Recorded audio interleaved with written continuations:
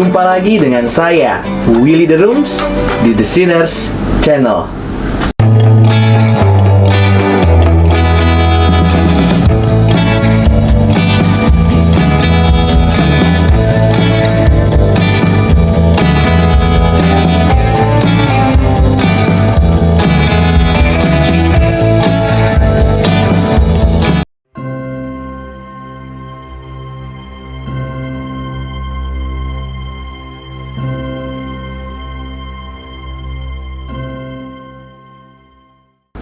Dalam video sebelumnya, kita sudah membahas masing-masing liturgi dari Ortodoks Timur dan Calvinis. Maka, mari kita lanjutkan. Kritik pada penyembahan menurut Calvin pertama adalah Calvin terlalu menekankan firman Tuhan. Hal ini menjadikan ibadah terlalu intelektual atau pengajaran karena berkonsentrasi pada Alkitab. Hal ini dapat dikatakan tuduhan yang tidak tepat, sebab tidak melihat konteks zaman Calvin. Sebab kerinduan gereja reformasi menjadi gereja yang teredukasi secara benar dengan firman Tuhan. Hal ini terlihat dari pembacaan firman yang panjang dan khotbah yang panjang. Hal ini merupakan respons terhadap minimnya ajaran yang sehat dan yang benar pada saat itu, sehingga ibadah terlihat sebagai kelas doktrinal.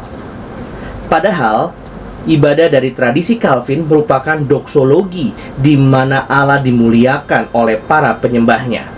Hal ini senada dengan ucapan Jonathan Gibson dan Mark Ertney. Liturgi Reform bukan hanya menyatakan kasih Kristus yang melimpah, tetapi juga respons penyembahan untuk memuliakan Allah. Selain itu, di gereja reformasi Skotlandia dan Presbyterian, mereka selalu memikirkan orang luar dan melakukan peran dalam membangun gereja dalam aspek jiwa. Dengan demikian, tuduhan yang mengatakan ibadah dari gereja Calvinis yang hanya berfokus pada intelektual tidaklah tepat. Sebab, ibadah dari tradisi Calvin juga bersifat misional, yang menjangkau yang terhilang dan bertujuan untuk memuliakan Tuhan. Selain itu, Calvin melihat khotbah sebagai salah satu faktor kritikal yang paling penting yang menjadi reintroduced and maintained as a vital part of a public worship. Liturgi Reform dengan kuat merefleksikan providensia Allah dan kehadirannya di dalam sejarah.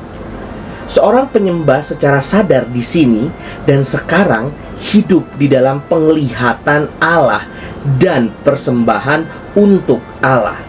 Tetapi juga liturgi Reform menekankan Injil yang besar pada pengorbanan Yesus di Kalvari. Pengorbanan tersebut dapat dilihat di dalam perjamuan kudus.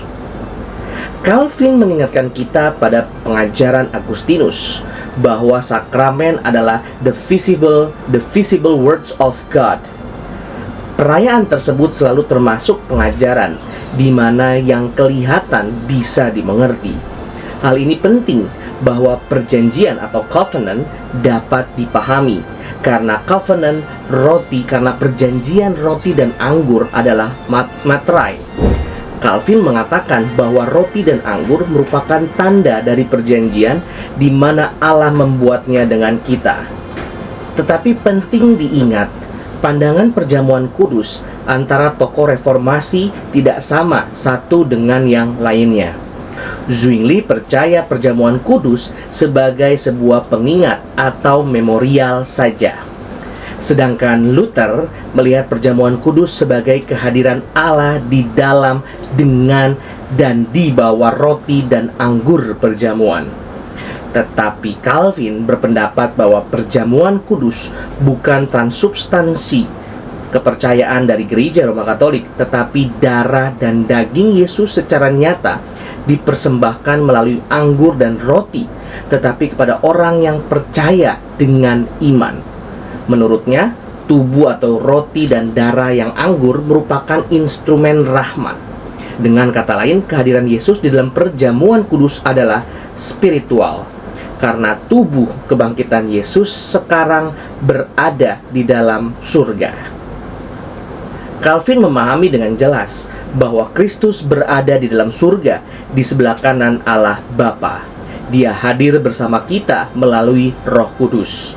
Ia percaya bahwa kehadiran Kristus dalam perjamuan kudus bukanlah kehadiran lokal seperti kehadiran personal. Itu tidak berarti Kristus tidak hadir di dalam perjamuan kudus, karena ia hadir melalui Roh Kudus.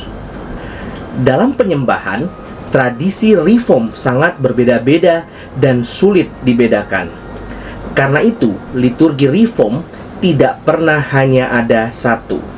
Tetapi, tradisi reform memiliki beragam liturgi berdasarkan tokoh maupun tempat gereja reform itu berada. Misalnya, pandangan Zwingli yang menekankan khotbah firman Tuhan sebagai pusat di dalam ibadah. Namun, ia menolak berbagai bentuk seni, bahkan curiga dengan kuasa dari musik. Ia juga melihat firman sebagai hal yang penting dalam sakramen, primary sakramen. Tetapi, perjamuan kudus bukanlah pusat dari sakramen, karena perjamuan kudus dilihat sekedar edukasi. Berbeda dengan John Calvin, ia melihat musik memiliki kuasa untuk membakar hati manusia dengan semangat spiritual. Ia merekrut para musisi masuk ke dalam gereja untuk memproduksi melodi baru untuk menyanyikan mazmur. Bagi Calvin ada dua jenis doa, yaitu yang diucapkan dan dinyanyikan. Kita menyembah Allah karena Allah menciptakan kita untuk menyembahnya. Penyembahan adalah pusat dari keberadaan kita. Allah menciptakan kita sesuai gambarnya yang memancarkan kemuliaannya. Pemazmur mengatakan hal ini di dalam Mazmur 19 ayat 1. Langit menceritakan kemuliaan Allah dan cakrawala memberitakan pekerjaan tangannya. Katekismus Westminster juga mengajarkan hal yang sama, yaitu man's chief and highest end is to glorify God and fully to enjoy Him forever. Hal ini menunjukkan bahwa Allah menciptakan kita untuk menyembah dan menikmatinya. Selain itu, penyembahan merupakan perintah Allah. Perintah pertama sampai keempat dari 10 hukum Taurat berfokus pada penyembahan. Yesus sendiri mengajarkan perintah terutama adalah untuk mengasihi Allah dengan sepenuh hati, sepenuh pikiran, dan sepenuh jiwa. Poinnya adalah bahwa kita menyembah dengan deepest devotion. Our most ardent love is to be direct to God rather than to ourselves.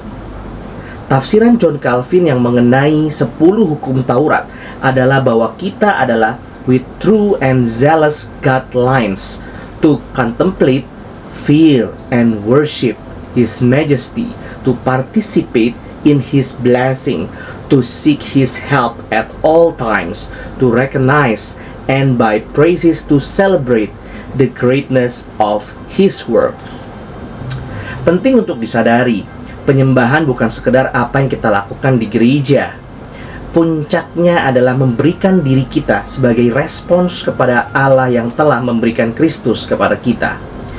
Diri yang dipersembahkan akan diperbarui oleh anugerah Allah dalam Yesus dan kuasa dari Roh Kudus, di mana kita bisa hidup seperti yang kita percaya dengan bibir dan rasakan di dalam hati kita. Karena itu, ibadah dan hidup tidak pernah dipisahkan. Seorang Kristen yang autentik menyembah dengan menghasilkan buah di dalam hidupnya. Kita dapat melihat dalam Roma 12 ayat 1-2. Penyembahan bermula dengan Allah, tetapi diakhiri dan tujuannya adalah kehidupan yang diubahkan sesuai dengan gambar Allah yang kita sembah. Persamaannya jelas. Penyembahan Reform dan Ortodoks Timur memuliakan Allah Tritunggal. Fokus penyembahan mereka adalah Allah Tritunggal. Penyembahan mereka juga bersifat relasional antara penyembah dengan yang disembah. Hal tersebut terlihat jelas di dalam sakramen perjamuan kudus yang menyatakan karya Kristus bagi manusia dan dunia. Kemudian, umat Tuhan menerima karya Kristus dengan memakan roti dan meminum anggur perjamuan kudus. Perbedaannya, liturgi reform lebih menekankan audio yang terlihat jelas di dalam khotbah, lagu, dan kata-kata yang dikatakan di dalam ibadah maupun di dalam perjamuan kudus. Firman Tuhan dilihat sebagai sarana manusia menjadi serupa dengan Allah. Sedangkan liturgi Ortodoks Timur lebih menekankan visual. Hal tersebut dilihat di dalam ikon-ikon yang berada di dalam gedung ibadah dengan pemaknaan ibadah yang melihat penyatuan manusia dengan Allah atau theosis. Dengan kata lain, ikon mengarahkan manusia untuk dapat menjadi serupa dengan Allah, theosis. Selain itu, sakramen reform terkhusus gereja Calvinis dilihat sebagai kehadiran Allah melalui Roh Kudus. Sedangkan Ortodoks Timur melihat sebagai penyatuan manusia dengan Allah. Dengan kata lain, ibadah dan sakramen dari gereja reform merupakan sarana manusia untuk semakin serupa dengan Yesus. Sedangkan ibadah dan sakramen dari gereja Ortodoks Timur dilihat sebagai sarana manusia menyatu dan menjadi seperti Allah atau theosis.